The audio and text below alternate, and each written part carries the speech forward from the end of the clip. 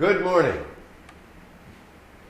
My name is Ed Eckenhoff, and for those of you who may not know me, the most important thing for today is that I'm a paraplegic. I'm T11. I'm complete. I just last month had my 70th birthday. I know I don't look that old. Thank you for suggesting I don't. And in 1 month to this day, I have my 50th birthday. And that was when I was tossed out of a car on June the 6th, 1963. The driver was my roommate in college. I was a passenger. Unfortunately, he died, and I was extraordinarily lucky to have lived. Before I begin my remarks, I wish to thank all of you in this room, and through you, your predecessors.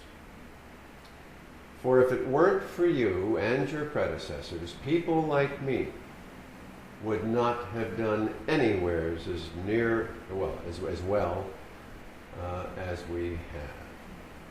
So thank you very much for being who you are and for having chosen the field that you have to assist people like me.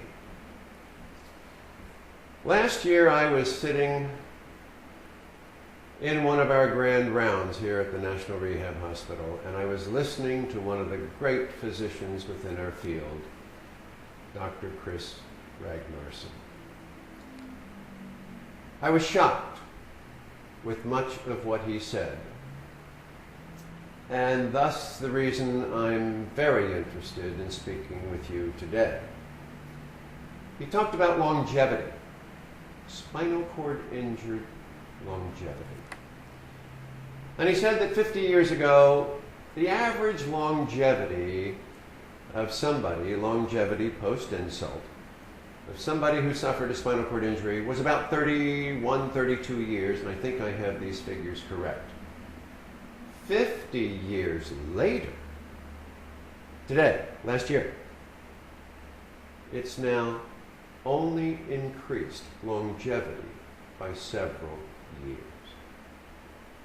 Yet, if I remember correctly, back at the turn of the century, 1900, average longevity for average person within our country was about 40 years. And over 100 plus years, we've doubled longevity. Why not so with the spinal cord injured population? Well, that's what I wish to address today. Now,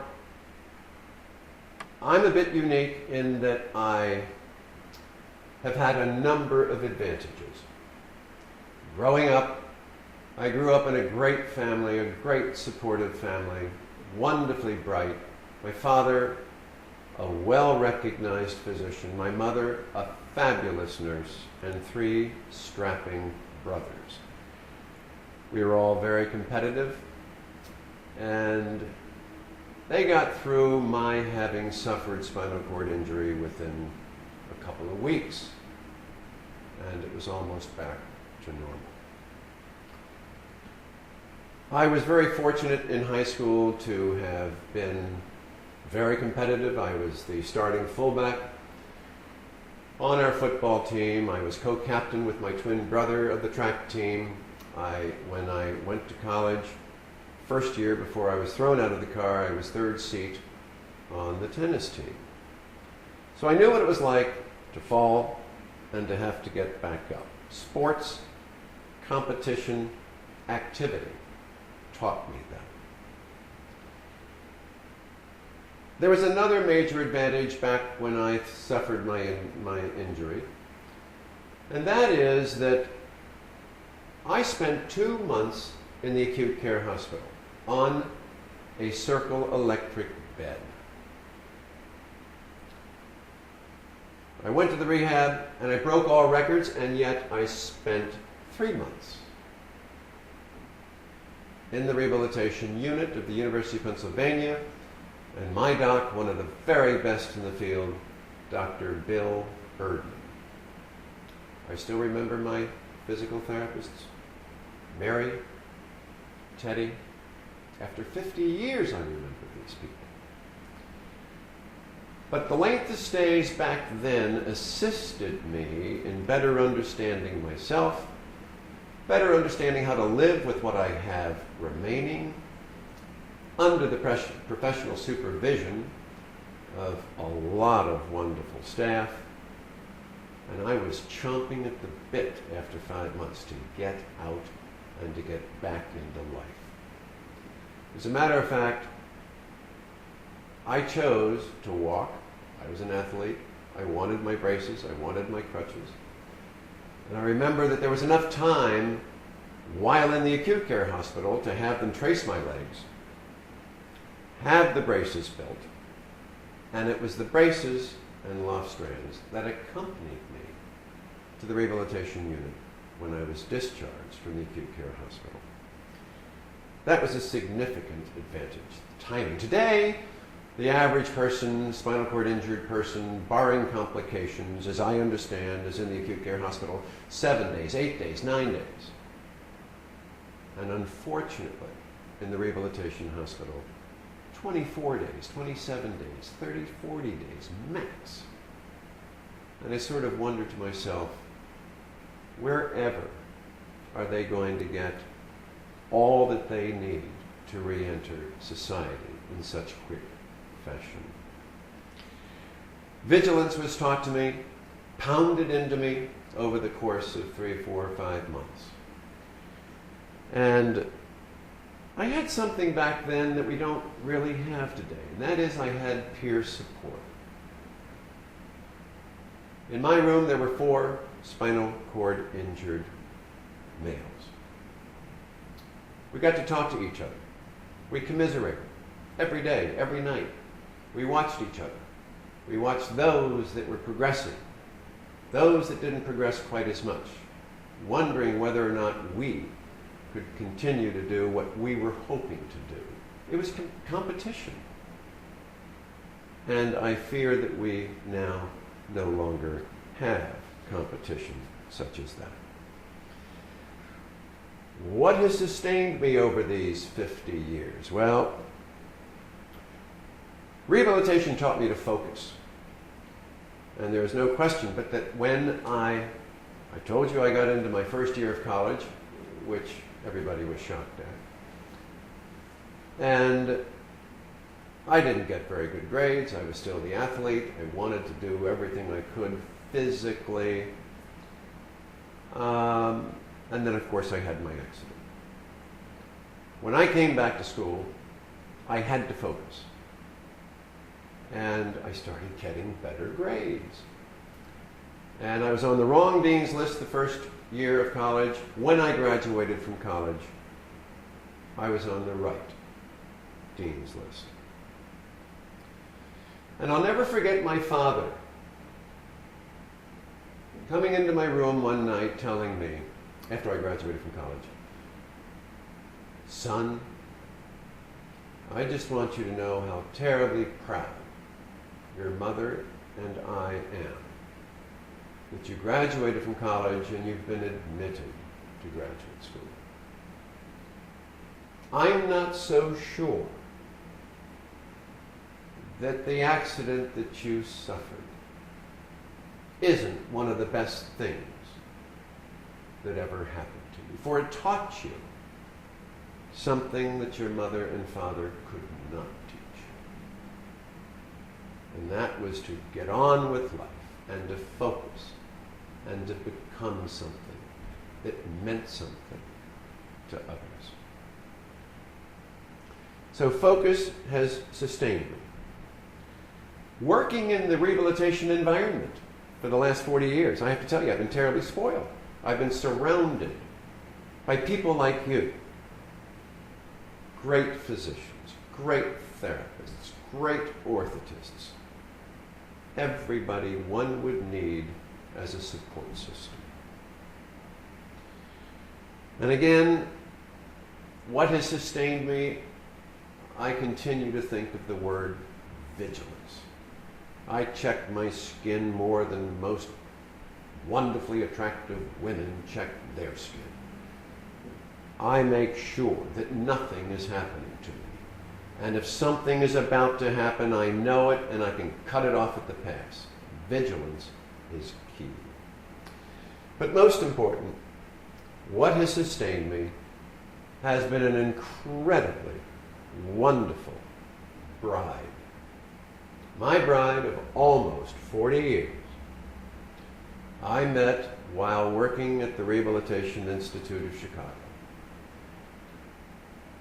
And she was one of the great therapists RIC had ever seen. Now, it makes a lot of sense for somebody like me to marry a therapist. But I got to tell you, she's an OT, and I've never met anybody who's more loving, more concerned about me, more creative, always comes up with an answer, and the relationship has just been fabulous. I liken these 50 years of me, and I do like to refer to myself as 50 years old. I'm not 70 years old, I'm 50 years old. I liken it to a long football game. I'm still winning. Now I'm in the fourth quarter, but I'm still winning, and my hope is that the fourth quarter is going to last a while longer. I've been very active, and there's no question in my mind, and in Dr. Suzanne Groh's mind, my great doctor, and a lot of other people, that my level of activity has carried me 50 years. I play golf. I've been playing golf, competitive golf, for the last 25 years. I love beating up on able-bodied golfers. I don't care how old they are. But my level of activity, I think clearly, has been of great importance to me. I weightlift. I started personal training about 3-4 years ago, and on Mondays I work on my shoulders, on Wednesdays I work on my core, and on Fridays I work on my arms. Dr. Groh asked if I wouldn't take my shirts off for you and show you the condition that I'm in, which is pretty okay. And I said, no, I wouldn't go that far, but I just wanted to impress upon you that working hard physically is incredibly important. I've been a student of therapeutic recreation. I've always believed in it. We have a bunch of therapeutic recreation therapists. Places like Craig and Shepherd, and I know those places well. 15, 16, 17 therapeutic recreation specialists. That's impressive. They're pushing activity, and that's what I think we need. And there's no question that I'm becoming worried, and I'll get into that in a minute, as to what the future may hold for many who suffer spinal cord injury. I liken spinal cord injury and rehabilitation, I sort of liken that to the astronauts today. Rehabilitation is to assist the spinal cord injured in getting back into society, increasing function to the extent we can, promoting independence. Well, that's akin to an astronaut. The training that they have to go through to enter space. And I've always thought of that as something pretty important and therefore necessary to prepare us to re-enter our societies and communities. Rehab should be task-oriented, not passive. And I'm beginning to see more and more passivity in our field than I ever have in the past. And I'll get into that in a minute. But it scares me some. The future. I'm worried, I've told you that. I'm worried about time limits. I was in the acute care hospital 2 months, today 7, 8, 9 days. I was in the rehab hospital 3 months, today 24, 25, 26 days. I don't think that's long enough. I don't think it's long enough to prepare us, to give us options, especially with paraplegia. Do you want to walk? Or should we just teach, transfer, and get you into a chair? We need more time. I don't think there's any question, but we need research. We need studies that are going to suggest that if we put a little bit more time in the front end, we put a little bit more expense in the front end, then possibly we're going to reduce expenses long term. And I think that's something we all ought to think about. I've often thought, gee whiz, what's the possibility of better coordinating spinal cord injury acute rehabilitation? Take a look at Canada. Take a look at England.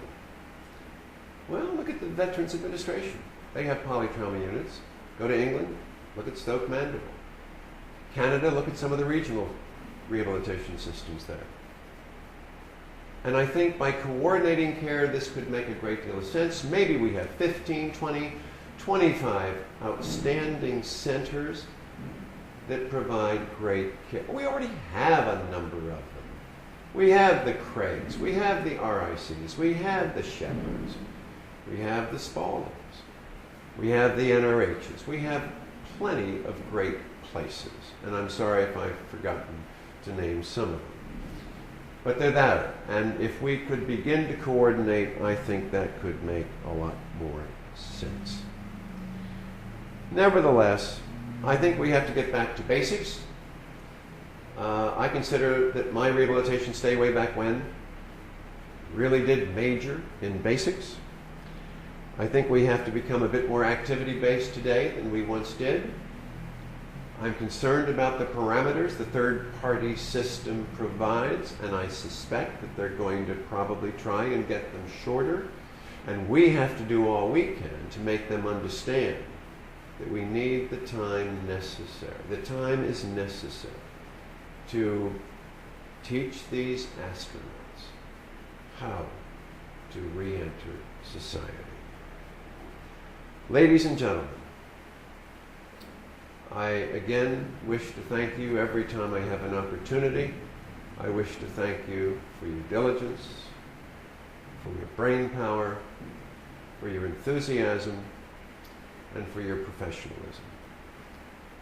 And my hope is that you will carry us forward. There are going to be more of us, and help all of those yet to come as you once helped me. It's in your good hands. Thank you very much.